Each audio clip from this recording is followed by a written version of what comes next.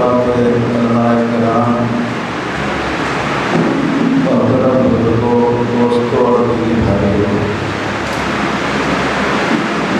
بہت مفید اور اہم خطابات اور تقریریں آپ حضرات نے سنی۔ مراد آباد میں دارالقضا کے موضوع پر ایک پروگرام تھا۔ حضرت مولانا سید ابوالحسن علی ندوی رحمۃ اللہ علیہ اس اجلاس کے صدر تھے۔ حضرت مولانا قاضی مظہر الاسلام قاسمی رحمۃ اللہ علیہ، جن کا اس مجلس میں بار بار ذکر خیر آیا، انہوں نے قضاء کے موضوع پر خطاب کیا۔ یوں تو اللہ تعالیٰ نے ان کو غیر معمولی خطیبانہ صلاحیت سے نوازا تھا، لیکن جب وہ قضاء کے موضوع پر گفتگو کرتے تھے تو ایسا لگتا تھا کہ حدیث اور فقہ کی ساری کتابیں ان کے سامنے رکھی، وہ حوالوں کے ساتھ، عبارتوں کے ساتھ، حسن ترتیب کے ساتھ اس موضوع کو واضح کرتے تھے۔ ان کے بعد آخری خطاب مولانا علی صاحب رحمۃ اللہ علیہ، جب ان کے نام کا اعلان ہوا تو انہوں نے فرمایا کہ جلسہ کوئی مشاعرہ نہیں کہ ہر شاعر سے اگر پڑھوائی جائے اور نہ پڑھوائی جائے تو شاعر کو ناراضگی ہو جائے۔ قاضی صاحب کے اس خطاب کے بعد میں کوئی بات کرنا نہیں چاہتا تاکہ اس تقریر کا اثر ختم نہ ہو جائے۔ اس کے بعد انہوں نے درود شریف پڑھا اور دعا کرا۔ تو اس مجلس میں کئی ایسے خطابات آئے کہ اگر اس کے بعد میزبان حضرات دعا کرا لیتے تو بہتر نہیں، مگر چونکہ سب لوگ شریک ہیں اور میں بھی اتنی دور سے سفر کر کے آیا تو میزبانوں نے سمجھا کہ اس کا حق ہے اس سے بھی بڑھوانے ہے۔ میں انشاءاللہ آپ لوگوں کا زیادہ امتحان نہیں ہوگا، مختصر بات آپ سے عرض کریں۔ یہ جو حضرت مولانا نظام الدین صاحب رحمۃ اللہ علیہ مولانا نظام الدین فاؤنڈیشن کی طرف سے پروگرام ہوا ہے، یہ کوئی رسمی پروگرام ہے،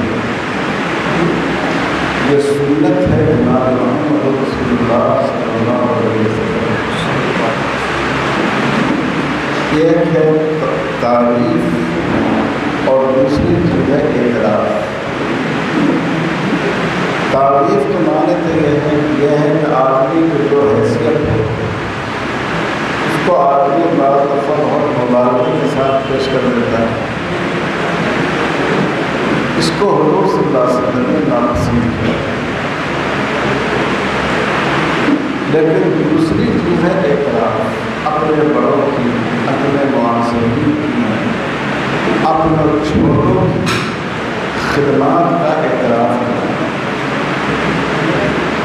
رسول اللہ صلی اللہ علیہ وسلم کے یہاں اس کی بڑی بات ہے، جو صحابی کو اچھا کام کرتے ہیں یا بحیثیت اپنی پوری زندگی کی قربانی جو ہوتا ہے ہم عمل ہوتا ہے تو حضور صرف اس کو اپنے دل کے نہاخانوں میں نہیں لگتے بلکہ زبان سے بیان کرتے ہیں۔ علماء یہاں موجود ہیں، حدیث کی کتابوں میں باب کتاب المناقب کا آیا ہے۔ نقب کے معنی تو اصل میں سراغ کرتے ہیں، عربوں کی ایک خاص سوچ تھی، وہ سمجھتے تھے کہ جب کسی آدمی کی تعریف کی جاتی ہے تو جو اس کے حاسدین اور معاندین ہیں ان کے دل میں سوراخ ہو جاتا ہے، تو اس لیے وہ تعریف کو ان کا عنوان ہی منتخب کر لیا۔ اس میں حضور صلی اللہ علیہ وسلم نے مختلف صحابہ کے بارے میں جو اعترافی کلمات فرمائے ہیں ان کو نقل کیا گیا ہے۔ جیسے حضور صلی اللہ علیہ وسلم نے حضرت ابوبکر صدیق رضی اللہ تعالیٰ کے بارے میں فرمایا، لو كنت متخذا خلیلا لاتخذت ابا بکر بن ابی قحافہ، اگر میں کسی کو اپنا جگری دوست بناتا تو حضرت ابوبکر کو بناتا۔ لو کان بعدی نبی لکان عمر، اگر میرے بعد کوئی نبی ہوتے تو عمر مزاج نبوت سے اتنے قریب ہیں کہ ان کو نبوت سے نوازا جاتا۔ حضرت عثمان غنی رضی اللہ تعالیٰ عنہ کے بارے میں فرمایا کہ ان کو اللہ تعالیٰ نے سب سے زیادہ حیا دی ہے، حیا عثمان بن عفان۔ حضرت علی رضی اللہ تعالیٰ عنہ کی فن قضا میں مہارت اور ان کے تفقہ کی آپ نے تعریف فرمائی۔ گزرے ہوئے لوگوں کی بھی آپ نے تعریف کی، جو صحابہ گزر گئے تھے ان کی خوبیوں کا اور ان کے محاسن کا بھی آپ نے ذکر فرمایا ہے۔ تو حضرت مولانا نظام الدین صاحب رحمۃ اللہ علیہ پر جو یہ سیمینار ہو رہا ہے، یہ حضور صلی اللہ علیہ وسلم کی اسی سنت پر عمل ہے۔ یہ تعریف نہیں ہے، یہ اعتراف ہے، اور یہ اپنے بزرگوں کے نقوش قدم سے روشنی حاصل کرنے کی کوشش ہے۔ تو میں اس پر بہت مبارکباد دیتا ہوں اس پروگرام کے منتظمین کو، امارت شریعہ کے تمام ذمہ داران کو، اور حضرت مولانا نظام الدین صاحب کے فرزند ارجمند مولانا عبد الواحد صاحب کو ایک بڑا اچھا قدم انہوں نے اٹھایا، اور مجھے امید ہے کہ جو مقالات اس میں پڑھے گئے ہیں انشاءاللہ ان کے مجموعے کی اشاعت بھی ہوگی۔ بزرگوں کے ذکر کا فائدہ اس وقت ہے جب اس سے سبق لیا جائے، اپنی زندگی کی روشنی اس میں تلاش کی جائے۔ تو میں ایک پہلو کی طرف مختصر گفتگو کر کے اپنی بات ختم کروں۔ یہ جو امارت شریعہ کا نظام ہے، یہ مسلم اقلیت ملک میں غیر مسلم اقتدار کے زیر سایہ شریعت اسلامی کو نافذ کرنے اور مسلمانوں کی اجتماعیت کو باقی رکھنے کی کوشش ہے۔ رسول اللہ صلی اللہ علیہ وسلم کے زمانے میں بھی یہ کوشش ہوئی، اور اس سلسلے کی پہلی کوشش یمن میں ہوئی۔ آپ جب یمن میں بہت سارے لوگ مسلمان ہو گئے، پورا یمن دامن اسلام میں نہیں آیا تھا، اور وہاں زیادہ تر اس وقت اہل کتاب تھے۔ تو حضور صلی اللہ علیہ وسلم نے وہاں اپنے بعض صحابہ کو 2 ذمہ داریوں کے ساتھ بھیجا۔ حضرت معاذ بن جبل رضی اللہ تعالیٰ عنہ کو بلایا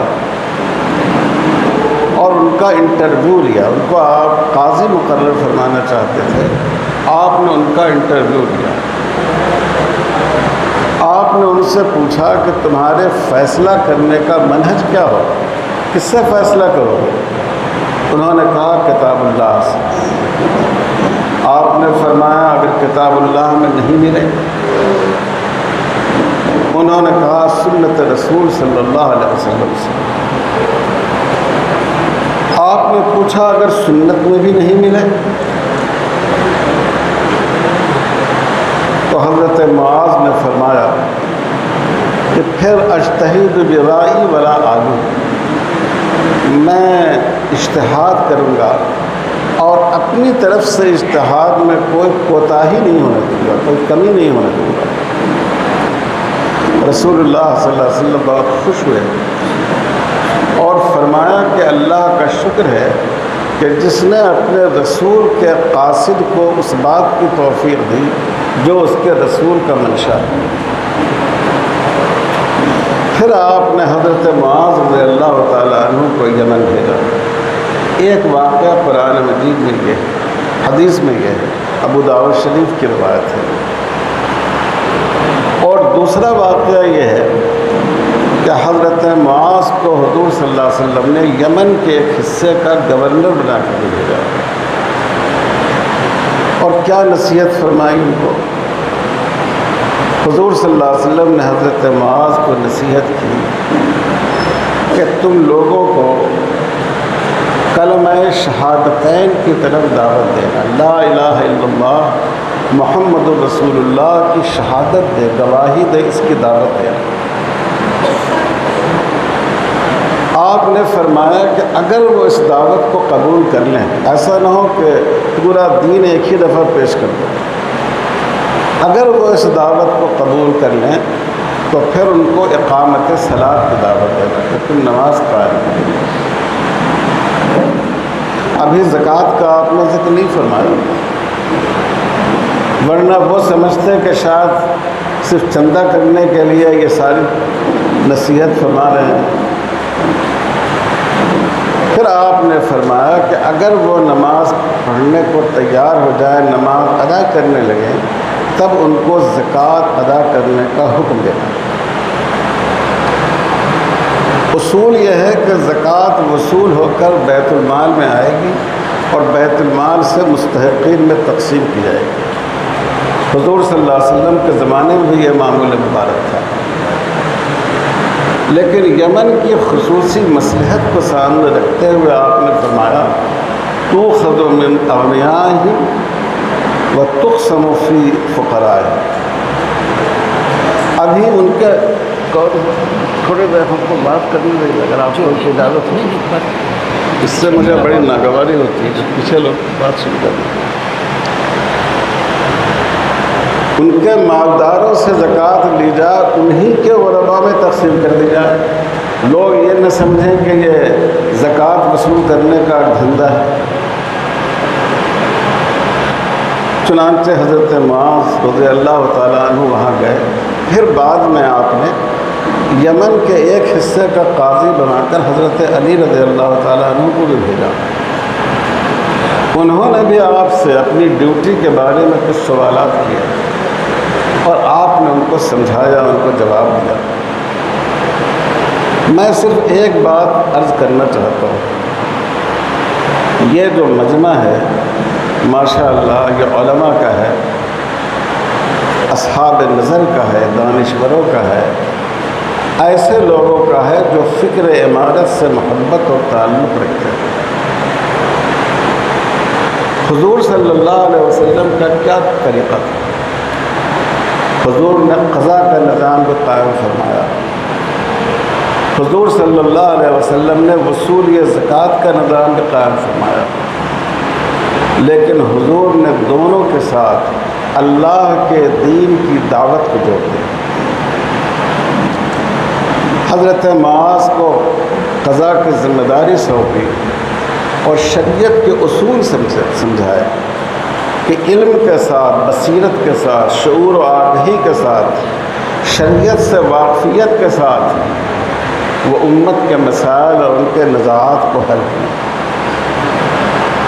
اور حضرت معاذ کو ذمہ داری اصل میں دی گئی تھی، ذمہ داری دی گئی تھی وصول زکوٰۃ کی بھی، لیکن آپ نے فرمایا کہ تمہارا کام صرف زکوٰۃ کی وصولی نہیں، تم اصل میں اسلام کے داعی ہو، تم اصل میں دین کے ترجمان و نقیب ہو، یہ تو ایک ضمنی کام ہے زکوٰۃ کا وصول کرنا۔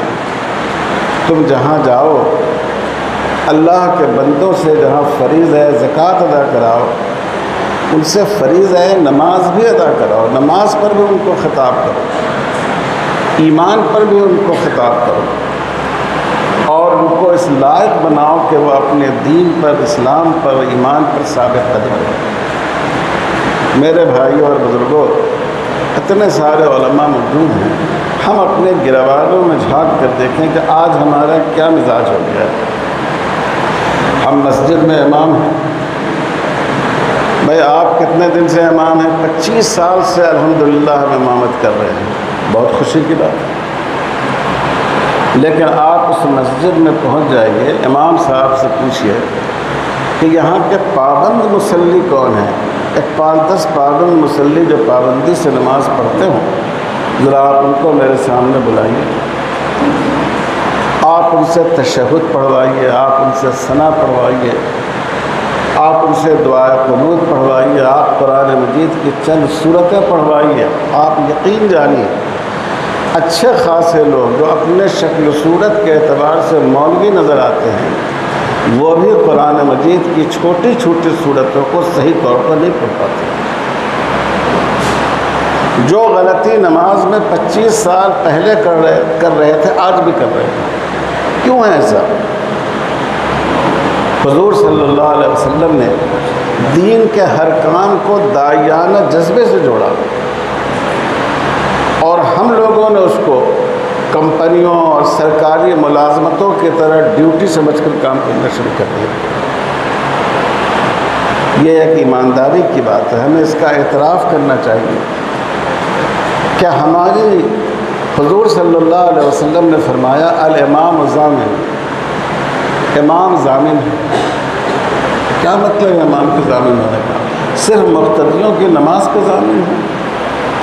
امام مقتدیوں کی پوری شرعی اور دینی زندگی کا ضامن ہے کہ وہ ان کی کمیوں کی اصلاح کرے، ان کی سماجی برائیوں کو دور کرنے کی کوشش کرے۔ آج ہمارے ماشاءاللہ اتنے قضات ہیں ملک بھر میں، ہمیں فخر ہوتا ہے اس پر، لیکن سب سے بڑے قاضی کون تھے امت کے؟ رسول اللہ صلی اللہ علیہ وسلم۔ زاد المعاد میں لکھا ہے کہ پہلے قاضی امت کے خود رسول اکرم صلی اللہ علیہ وسلم۔ حضور صلی اللہ علیہ وسلم کیسے قضا کا کام کرتے تھے؟ آپ کو معلوم ہوا مدینے کے مضافات میں ایک خاندان میں تھوڑی سی لڑائی ہو گئی، اختلاف ہو گیا۔ آپ وہاں پہنچے اور وہاں ایک چھوٹی سی مسجد بھی تھی، حضرت ابوبکر صدیق رضی اللہ تعالیٰ عنہ بھی آپ کے ساتھ ہیں، حضرت عمر فاروق بھی ہیں، حضرت عبدالرحمن بن عوف بھی ہیں۔ آپ نے ان حضرات کو مسجد میں ٹھہرایا اور حضرت بلال رضی اللہ تعالیٰ عنہ کو لے کر اس گھر پہنچ گئے جہاں نزا تھی، اور پھر آپ نے ان کے معاملات کو سنا۔ اتنی دیر ہو گئی، حضور صلی اللہ علیہ وسلم کی تکبیر اولیٰ سوائے مرض وفات کے کبھی نہیں چھوٹی، اور آپ کی نماز سوائے غزوہ خندق کے کبھی نہیں چھوٹی۔ لیکن آج حضور کو اتنی دیر ہو گئی کہ نماز عصر جو تمام نمازوں میں سب سے افضل ہے، حافظوا علی الصلوات والصلاۃ الوسطیٰ میں مفسرین نے لکھا کہ صلاۃ وسطیٰ سے خاص طور پر عصر کا ذکر فرمایا گیا۔ حضرت بلال کو اندیشہ ہو گیا کہ شاید عصر کی نماز قضا ہو جائے گی۔ وہ حضرت ابوبکر رضی اللہ تعالیٰ عنہ کے پاس آئے، آپ امامت کر دیجئے۔ حضرت ابوبکر رضی اللہ تعالیٰ عنہ بہت رقیق القلب تھے۔ حضور صلی اللہ علیہ وسلم کی حیات طیبہ میں وہ امامت پر جا نماز پر ان کو کھڑے ہونے کی ہمت نہیں ہوتی، انہوں نے معذرت کر دی۔ انہوں نے کہا کہ عمر سے کہو۔ حضرت عمر سے کہا گیا، انہوں نے کہا کہ حضرت ابو عبیدہ کو کہو۔ حضرت ابو عبیدہ رضی اللہ تعالیٰ عنہ نے نماز شروع کی۔ ابھی پہلی ہی رکعت میں تھے، آپ صلی اللہ علیہ وسلم تشریف لے آئے۔ حضرت ابو عبیدہ نے پیچھے ہٹنا چاہا، لیکن آپ نے اشارے سے ان کو منع فرما دیا۔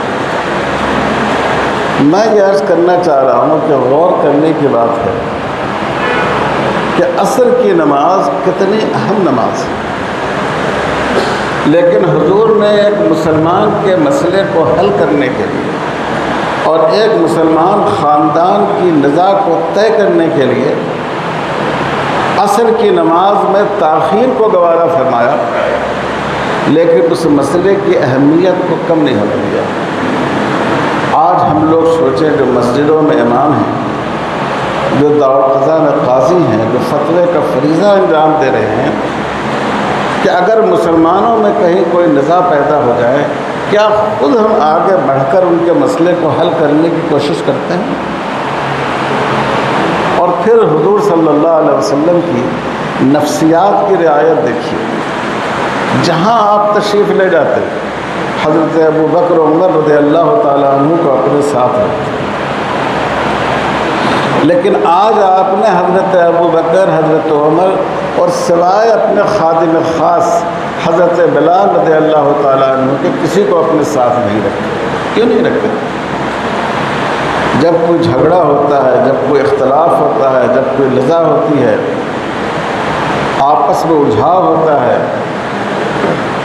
تو دونوں فریق ایک دوسرے کی تعریف نہیں کرتے، ایک دوسرے کی شکایت کرتے، ان کی کمزوریوں کو بیان کرتے۔ رسول اللہ صلی اللہ علیہ وسلم نے سوچا کہ اگر میں صحابہ کو لے کر جاؤں اور انہوں نے ایک دوسرے کی کمزوریوں کو بیان کیا، ان کے سامنے بھی وہ کمزوریاں آ جائیں گی۔ تو حضور نے جن کو قاضی بنایا ان کو داعی بھی بنایا، حضور نے جن کو عامل بنایا ان کو داعی بھی بنایا۔ اس بات کی بہت بڑی ضرورت ہے کہ آج ہم لوگ اس پہلو سے اپنی زندگی میں ایک تبدیلی لائیں۔ ہم مدرس ہیں، ہم سمجھتے ہیں کہ ہمارا کام صرف جو متعین گھنٹے ہیں ان کا پڑھا دینا ہے، بچہ سمجھے نہ سمجھے، اس میں اصلاح و تربیت کی ضرورت ہے وہ ہو یا نہ ہو، اگر کسی نے توجہ بھی دلایا تو لوگ کہتے ہیں بھائی ہم جو گھنٹی پڑھانی تھی ہم نے پڑھا دی۔ یہ بہت اوچھا تصور ہے۔ ہم مدرسے کے ملازم نہیں ہیں، ہم اداروں کے ملازم نہیں ہیں، ہم اللہ کے ملازم ہیں۔ اللہ کے دین کے لیے اللہ تعالیٰ نے ہم کو منتخب کیا ہے اور ذمہ داری ہم کو سونپی ہے۔ یہ اس وقت ہوگا جب ہمارے اندر داعیانہ جذبہ، ہم قاضی ہوں، ہم مفتی ہوں، ہم عالم دین ہوں، ہم مدرس ہوں، ہر جگہ یہ داعیانہ جذبہ کام کرتا ہے۔ ایک آدمی آپ کے پاس میراث کا مسئلہ لے کر آ گیا، طلاق کا مسئلہ لے کر آ گیا، اس نے واقعہ بیان کیا کہ میرے بھائی نے میری بھاوج کو طلاق دے دیا ہے، کیا حکم ہے شرعی اس کا؟ اگر آپ صرف مفتی ہوں گے تو لکھ دیں گے کہ طلاق واقع ہو گئی، طلاق رجعی واقع ہوئی، بائن واقع ہوئی، مغلظہ واقع ہوئی۔ لیکن اگر داعیانہ جذبہ ہوگا تو آپ کہیں گے کہ تم اپنے بھائی اور بھاوج کو ہی بلا کر لاؤ، بھائی سے پوچھیں گے کہ تم نے ایسا کیوں کیا، اور اس کی بھاوج سے پوچھیں گے کہ تم نے ایسا ماحول کیسے کریٹ ہونے دیا کہ جس کی وجہ سے تمہارے درمیان اتنا تناؤ پیدا ہو گیا۔ بتاؤ تم دونوں کے درمیان کن باتوں پر زیادہ ٹکراؤ ہوتا ہے؟ ہو سکتا ہے کہ میں اپنے مشورے کے ذریعے تمہاری اصلاح کروں اور پھر مسئلہ بیان کریں کہ دیکھو اس صورت میں طلاق واقع ہو گئی مسئلہ۔ یہ داعیانہ جذبہ آج ہم لوگوں میں مفقود ہو گیا ہے۔ جس منصب پر بھی ہم ہوں، امامت ہو، تدریس ہو، اذان ہو، مدرسوں کی ذمہ داری ہو، قضاء کا کام ہو، بالکل گورنمنٹ ملازم کی طرح ہم لوگوں کی سوچ ہے کہ اتنی دیر کا ہمارا کام تھا، ہم نے کام کر دیا۔ میرے بھائیوں اور بزرگوں اور حضرات علماء کرام، حضرت مولانا نظام الدین صاحب رحمۃ اللہ علیہ کو میں نے دیکھا، فجر کی نماز جو پرانا دفتر تھا، دفتر میں ادا فرماتے تھے، اور عشاء کی نماز پڑھ کر دفتر سے جاتے تھے۔ کیا ان کی ڈیوٹی تھی اتنی لمبی؟ لیکن انہوں نے کبھی ڈیوٹی سمجھ کر نہیں، اللہ کا دین سمجھ کر کہا۔ یہی حال حضرت مولانا مجاہد صاحب رحمۃ اللہ علیہ کا تھا۔ جس زمانے میں مقدمات کی کثرت ہو جاتی تھی، ہم نے ان کو رات کے 3 بجے تک بیٹھ کر فیصلہ لکھتے ہوئے دیکھا ہے، اور مولانا جسیم صاحب کو فیصلہ لکھاتے ہوئے دیکھا ہے۔ اللہ تعالیٰ مغفرت فرمائے، ان کی بھی وفات ہو گئی۔ تو ان بزرگوں کے صرف حالات اور ان کا تذکرہ کافی نہیں ہے، ان کے حالات سے ہمیں کیا سبق ملتا ہے، اور یہ ایک اہم سبق ہے کہ ہماری زندگی میں دعوتی جذبہ کافی ہے۔ کوئی بھی کام ہم کریں، ہم مسجد میں امامت کرتے ہیں، حضور صلی اللہ علیہ وسلم سے بڑھ کر کسی کی نماز میں خشوع و خضوع ہو سکتا تھا، لیکن علماء جانتے ہیں حدیث میں موجود ہے کہ حضور صلی اللہ علیہ وسلم آنکھوں کے کنارے سے گوشے چشم سے دائیں بائیں مقتدیوں کو دیکھتے رہتے تھے، اس کا رکوع صحیح ہو رہا ہے یا نہیں، اس کا سجدہ صحیح ہو رہا ہے یا نہیں، اور پھر سلام پھیرنے کے بعد ٹوکتے بھی تھے، صحابہ کو متنبہ بھی فرماتے تھے۔ غور فرمائیے، نبی کا مقام، اللہ سے اس کا تعلق، لیکن اس تعلق کے باوجود امت کی فکر کمزور نہیں ہوتی تھی۔ امت کی عبادت کی فکر، امت کی تعلیم کی فکر، امت کی ضرورتوں کی فکر، یہ بہت بڑی ذمہ داری ہے ہماری۔ اگر ہم ایک مسجد میں امامت کر رہے ہیں، 10 سال سے کر رہے ہیں، اور ہمارا پابند مصلی ہے، اس کو نماز پڑھنے نہیں آیا۔ ہم مدرسے میں ایک بچے نے ہمارے 5 سال 8 سال پڑھا، لیکن اس کی اخلاقی کمزوریاں دور نہیں ہوئی، اس کی زبان صحیح نہیں ہوئی، تو یہ صرف اس کا قصور نہیں، یہ ہمارا قصور ہے۔ ہم اس میں برابر کے شریک ہیں، کیونکہ ہم نے دین کے کام کو دنیا اور گورنمنٹ اور کمپنیوں کے کام کی طرح سمجھ لیا۔ میرے بھائی اور بزرگوں، ہم نے جو عمارت کے بزرگوں کو دیکھا، ان 3 بزرگوں سے ہماری بہت زیادہ قربت تھی۔ حضرت مولانا سید منت اللہ صاحب رحمانی رحمۃ اللہ علیہ میرے بڑے محسن تھے، اور ایک باپ کی طرح مجھ پر شفقت فرماتے تھے۔ میں منگیر میں تھا، کچھ ہدایت النحو قافیہ وغیرہ پڑھ رہا تھا، میری طبیعت خراب ہو گئی، زیادہ خراب ہو گئی۔ مدرسے کے ذمہ داروں نے مجھے گھر بھیج دیا، ظاہر ہے گھر بھیجنا ہی تھا۔ اب آپ سوچئے کہ میری کیا حیثیت تھی، معمولی طالب علم ہی تو تھا میں۔ حضرت مولانا منت اللہ صاحب رحمۃ اللہ علیہ کہیں سفر پر تھے، واپس تشریف لائے، چونکہ میں کثرت سے ان کے پاس جایا کرتا تھا، تو اساتذہ سے پوچھا کہ خالد نظر نہیں آیا۔ لوگوں نے کہا کہ ان کی طبیعت خراب ہو گئی، ان کو بھیج دیا گیا۔ تو فرمایا کہ مجھ سے مشورہ بھی نہیں کیا آپ لوگوں نے۔ پھر خود میرے والد صاحب مرحوم کو خط لکھا، مجھے خط لکھا، اور خط لکھا کہ یہاں میں سفر سے واپس آیا اور معلوم ہوا کہ آپ کو گھر بھیج دیا گیا ہے، مجھے بڑا افسوس ہوتا ہے۔ اگر میں ہوتا تو میں اپنی نگرانی میں آپ کا علاج کراتا، اور میں اب بھی لکھتا ہوں کہ آپ یہاں آ جائیے، یہاں میں آپ کے علاج کا پورا انتظام کروں گا انشاءاللہ۔ میرے والد صاحب نے جب وہ خط پڑھا تو ان کی آنکھوں سے آنسو روا ہو گئے۔ یہ ایک انسان میں یہ جذبہ صرف مدرسے کا ذمہ دار ہونے کی وجہ سے پیدا نہیں ہوتا، یہ جذبہ پیدا ہوتا ہے داعیانہ تڑپ کی وجہ سے، دل دردمند کی وجہ سے۔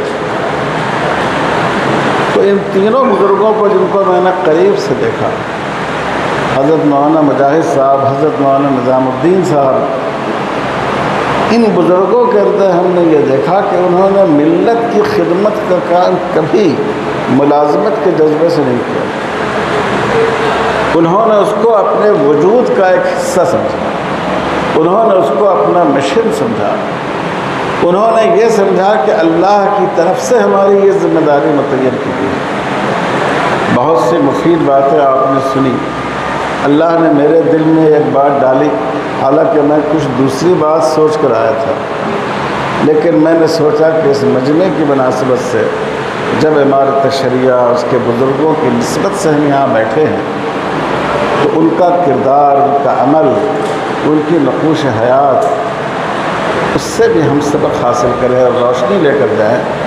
جو علماء ہیں، جو دین کے خدام ہیں، جو دینی کاموں کے خدمت گزار ہیں، ہماری یہ سوچ ہونی چاہیے کہ ہم ادارے کے ملازم نہیں ہیں، ہم اللہ کے ملازم ہیں۔ ہم کو اللہ کی رضا کے لیے کام کرنا ہے، ہم کو ڈیوٹی نہیں کرنا ہے، ہم کو فریضہ دعوت ادا کرنا ہے۔ اللہ ہم سب کو اس کی توفیق عطا فرمائے اور ان بزرگوں کی خدمات کو قبول فرمائے۔ وصلی اللہ علی خیر خلقہ محمد وعلی آلہ وصحبہ اجمعین والحمد للہ رب العالمین۔